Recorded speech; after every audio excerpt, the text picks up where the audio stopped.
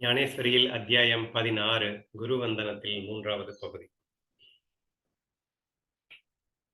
சூரியனாக குருநாதனை வர்ணித்து அவர் எப்படியெல்லாம் நமக்கு அருள்பாலிக்கின்றார் அப்படிங்கிற விஷயத்தை வர்ணித்துக் கொண்டு வந்தார். இப்ப எப்பயுமே இந்த விஷயத்த ஒரு தடவை பல தடவை இல்ல, ஒவ்வொரு தடவை குருவந்தனம் முடிச்ச உடனேயே அந்த அந்த விஷயத்துல ஞானதேவருக்கு ஒரு ஃபீல் ஆயிடும். தகுதியே இல்லாத நான் வர்ணிக்கவே முடியாத விஷயத்த வாயால சொல்லி அத நான் கொச்சப்படுத்துற மாதிரி ஆயிடுதே! ஐயோ! அப்படிங்கிற ஒரு ஃபீல் ஒவ்வொரு தடவையும் டெவலப் பண்ணுவார். கிட்டத்தட்ட இங்க அதே ஃபீல டெவலப் பண்றார். இதுல ஃபீல டெவலப் பண்ணும்போது, ஒன்னஸ் ஃபீல் அப்படிங்கிறத மெயினா இன்சிஸ்ட் பண்ணி, நான் நீயாக ஆவதொன்றே உன்னை உண்மையாக ஸ்துதிக்கும் உண்மையான ஸ்துதிபாடுதலாக இருக்க முடியும். அப்படிங்கிறப்போ, வெறும் வார்த்தைகளைக் கொண்டு நான் இப்படி பேசுகின்றேனே! இது முட்டாள்தனம் அல்லவா? அப்படிங்கிற ஃபீலிங்க பிரசன்ட் பண்றார். இத படிக்கும்போது நீங்க என்ன ஞாபகம் வச்சுக்கணும் அப்படின்னா, ஜஸ்ட் ஒரு இந்த 15வது அத்தியாயத்தினுடைய எண்ட் ஆஃப் தி ஸ்லோகாஸ்ல ஒரு விஷயத்துல, பக்தி செய்வதற்கு அதிகாரம் படைத்தவன் எவன்? அப்படின்னு சொல்லிட்டு, உண்மையான பியூர் லவ்வா, பியூர் பக்தியா நீ ஒருத்தன்ட்ட இருக்கணும் அப்படின்னா, அதுக்கு எனக்கு என்ன அதிகாரம் இருக்கணும் அப்படின்னு கேட்கும்போது, அதுல என்ன சொல்லியிருந்தாருன்னா, ஒன்னஸ் ஃபீல பத்தி பேசியிருந்தாரு. நீ ஒன்னஸ் ஃபீல்ல இல்லாம you cannot love anyone, you cannot have a பக்தி வித் எனிஒன் அப்படிங்கிறத தெளிவா சுட்டிக்காட்டியிருந்தார் இல்லையா? கிட்டத்தட்ட இவர் பேசும்போது ஒன்னஸ் ஃபீல்ட்ல இருந்தா இந்த மாரி பேசுறதுக்கு அவசியம் இருக்காது அப்படிங்கிற அந்த ஒரு விஷயத்தோட நீங்க படிக்கும்போது அத லிங்க் பண்ணிக்கோங்க. உங்களுக்கு ஈஸியா இருக்கும். இப்படிப்பட்ட பெருமை பொருந்திய சூரியனான ஸ்ரீ நிவர்த்தி மகாராஜாவுக்கு நமஸ்காரம். நம்ம ஞானதேவ் மகாராஜாவுக்கு நமஸ்காரம் அப்படின்னு சொல்லிப்போம். மகாராஜாவுக்கு நமஸ்காரம், நமஸ்காரம் என்றே சொல்லுவேன். 2 தடவ சொல்றாரு. ஏனெனில் அப்படி செய்வதை விட்டு சொற்களைக் கொண்டு அவரை ஸ்தோத்திரம் செய்யத் தொடங்கினால் அது பாதகமாகவே முடிகிறது. பேசாம உங்களுடைய புகழை நான் மனதார நினைத்துக் கொண்டு நமஸ்காரம், நமஸ்காரம்னு சொல்லிட்டு போறதுதான்ப்பா கரெக்ட். அத விட்டுட்டு நான் வாயால நீங்க அப்படி, இப்படி நீங்க என்ன ஞானியாக்குறீங்க, நீங்க இருட்டை நாசம் செய்கிறீர்கள், சம்சாரத்தை அழிக்கும் சிமமா இருக்கிறீர்கள், அப்படி இப்படின்னெல்லாம் பேசுறதுல அர்த்தமே இல்ல. பேசாம நமஸ்காரம் சொல்லிட்டு போறதுதான் சரியான ஒரு விஷயமாக இருக்க முடியும் அப்படின்னு ஆரம்பிக்கிறார். குருநாதனுடைய பெருமையை அறிந்து செய்யும் ஸ்தோத்திரமானது உத்தமமாய் ஏற்பட வேண்டுமானால், தான் ஸ்துதிக்கின்றவன் என்றும், அவர் ஸ்துதிக்கப்படுகிறவர் என்றும் ஏற்படும் துவைதபாவம் அற்றுப்போக வேண்டும். ஹே குருநாதா! ஏற்கனவே நான் இதுதான் அந்த ஒன்னஸ் ஃபீல் அப்படின்னு சொன்னேன். துதிக்கப்படுபவர் குருநாதர், துதிப்பவன் நான். இப்போ துதிப்பவன், துதிக்கப்படுபவர் வேறு வேறு என்ற ஒரு பாவனையில வச்சுக்கிட்டு, நான் உங்கள துதி பாடுறது அப்படின்னா, அது எப்படி கரெக்ட்டா இருக்கும்? Unless I become you, how could I know you? நான் நீயாக மாறாத வரை நான் எப்படி உன்னை அறிவேன்? நான் உன்னை அறியாமல் உன்னை புகழ் பாடுவது என்பது தவறாகத்தானே முடியும். நான் நீயானான் அல்லவா? நீ யார் என்பதை என்னால முழுசா புரிஞ்சுக்கவே முடியும். அப்புறம் நீ அப்படி, நான் இப்படின்னு சொல்லிட்டு நான் பேசுறதுல அர்த்தம் இருக்கு. பட் இந்த ஒன்னஸ் ஃபீலே வராம, நான் துதிப்பவன், அவன் துதிக்கப்படுகிறவர் அப்படின்னு டுவாலிட்டில இருந்துகிட்டு, 2 பேரும் வேற வேறன்ற ஒரு ஃபீலிங்ல இருந்துகிட்டு, வேற வேறன்னு ஆயிட்டா பின்ன எப்படி நான் ஒண்ணு புரிஞ்சுகிட்டு, நான் வர்ணிக்கிறதெல்லாம் உண்மையா இருக்கக்கூடும். அந்த ஃபீல மட்டும் புரிஞ்சுக்கோங்க. நான் துதிக்கின்றவன் என்றும், அவர் துதிக்கப்படுகிறவர் என்றும் துவைதபாவம் அற்றுப்போக வேண்டும். ஹே குருநாதா! யாதொரு விதமான விருத்தி ஞானமும் அற்றிருக்கையே உம்மை அறிவதாகும். ஒன்றும் பேசாமல் உம்மோடு ஒன்றுபட்டு போவதே உம்மை வர்ணிப்பதாகும். விருத்தி அப்படின்னா எண்ணங்கள். எந்த எண்ணங்களும் இல்லாமல், எந்த ஞானமும் இல்லாமல் கம்முன்னு சும்மா உட்கார்ந்து இருக்கிறது தான் உண்மையே நான் முழுசா அறிஞ்சுக்கிட்டேன் அப்படின்றதுக்கு அர்த்தம். ஏன்னா, இதை அப்படின்னு சொன்னா நான் பரபிரம்மம் அப்படின்றத எப்படி புரிஞ்சுக்கணும்? அதிகாரியாக, கிரியையாக எதுவும் செய்யாமல், செய்விக்காமல் இருக்கக்கூடிய அந்த சுத்த ஸ்வரூபம் சொல்லிடணும் இல்லையா? அப்போ ஏதும் செய்யாதிருத்தல் அப்படிங்கிறது தான் உன்னை அறிந்ததாக இருக்க முடியும் அப்படிங்கிற அந்த பாயிண்ட்ட பிரசன்ட் பண்றாரு. அதே மாதிரி ஒன்றும் பேசாமல் இருப்பதே உம்மோடு ஒன்றுபட்டு போகை, ஒன்றும் பேசாமல் உம்மோடு ஒன்றுபட்டு போய்விடுவதே உம்மை வர்ணிப்பதாகும். ஒன்னஸ் ஃபீல்ல இருந்தாலே நான் உன்னை வர்ணிச்சிட்டு இருக்கேன் அப்படின்னு தான் அர்த்தம் அப்படிங்கிறாரு. எவ்விதப்பட்ட வஸ்து ஆகாதவனாய் இருக்கையே உம்மை அடைவதாகும். நான் உன் அடிமையாக இருக்கின்றேன். நான் உனக்கு சேவகனாக இருக்கின்றேன். அப்படின்னு சொல்லிட்டு நான் சொல்லும்போது, அப்ப எகெயின் வந்து நான் டுவாலிட்டிக்கு போயிடுறேன். அவர வந்து என் பிரபுவாக, நான் அவருக்கு அடிமையாக, எகெயின் அந்த டிஸ்டன்ஸ மெயின்டெயின் பண்றேன். டுவாலிட்டிக்குள்ள போயிட்டே தானே இருக்கேன்.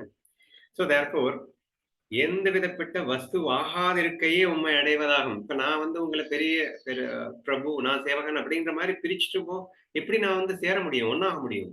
அப்ப அந்த மாரி பண்ணக்கூடாது அப்படிங்கிறாரு. அப்படி செய்ய முடியும். இவ்வளோ நேரம் அததான் பண்ணியிருக்காரு. அவரை பிரபுவாய், தன்னை சேவகனாய் வைத்து தான் வந்து துதி பாடியிருக்காரு. ஆனா இப்ப வந்து க்ஷமாமாங்கிறார். அப்படின்னா மன்னிப்பு கேட்கிறார். எவ்விதப்பட்ட வஸ்துவாக ஆகாமல் இருப்பது உம்மை அடைவதாகும். உம்மை பேச உத்தேசித்து புறப்பட்ட உடனேயே வைఖரி என்னும் வாக்கு அதன் சூட்சும ரூபங்களாகிய மத்தியம, ரிட்சந்தி, பறை என்னும் வாக்குகளையும் தன்னுடன் கூட்டிக் கொண்டு லயப்பட்டு போகிறது. அதாவது வைఖரின்னா நம்ம பேசுறது.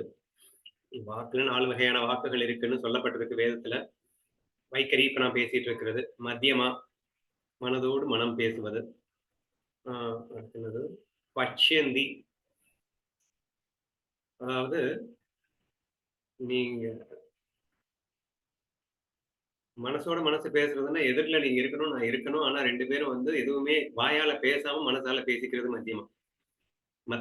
சாரி, என்னது? மத்தியமை. பட்சந்தி அப்படிங்கிறது நீங்க எங்கேயோ இருக்கலாம். நான் எங்கேயோ இருக்கலாம். ஆனா நானும் நீங்களும் பேசிட்டு இருக்கலாம். அது வந்து பட்சந்தி. பரா, நீங்க என்ன நினைக்காமலே இருக்கும்போதும் கூட நான் உங்களைப் பற்றி நினைத்து உங்களுக்கு நான் விஷயங்களை எத சேர்க்கணும்னு நினைக்கிறேனோ அத சேர்த்துடலாம். அது வந்து பராவாக்கியம் என்று அழைக்கப்படுகின்றது. இப்படி இந்த வைఖரின்னு நான் இத பேச ஆரம்பிச்ச உடனேயே, இதன் வைఖரியோட சூட்சும ரூபங்களான மத்தியமை, பரிச்சேந்தி, பரா எல்லாமே மூட்டை கட்டப்படுகிறது. எல்லாமே மௌனத்துல போய் முடிகிறது. ஏன்னா, குருநாதனுடைய பவர். குருநாதர நினைக்கும் போதே எல்லாமே காணாம போயிடுது. ஏன்னா, அத்வைதத்துக்குள்ள நுழைய வேண்டியது இருக்கு.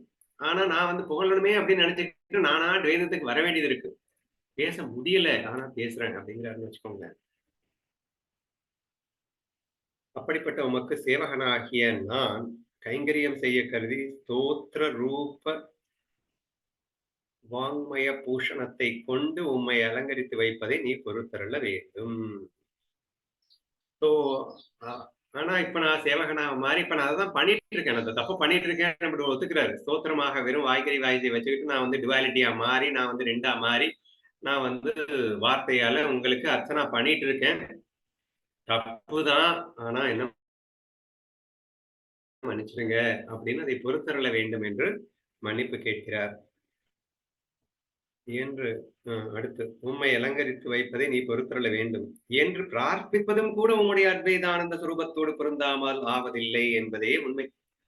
சரி, இப்ப வந்து நான் மன்னிப்பு கேட்டுட்டேன் அப்படின்னு சொன்னா, அதுவும் தப்பு. மன்னிப்பு கேட்கிறேன் என்ற பெயரில மறுபடியும் 2ஆ தானே இருக்கேன். ஒன்னஸ் ஃபீலுக்குள்ள மன்னிப்பு கேட்க வேண்டிய என்ன அவசியம் இருக்கு?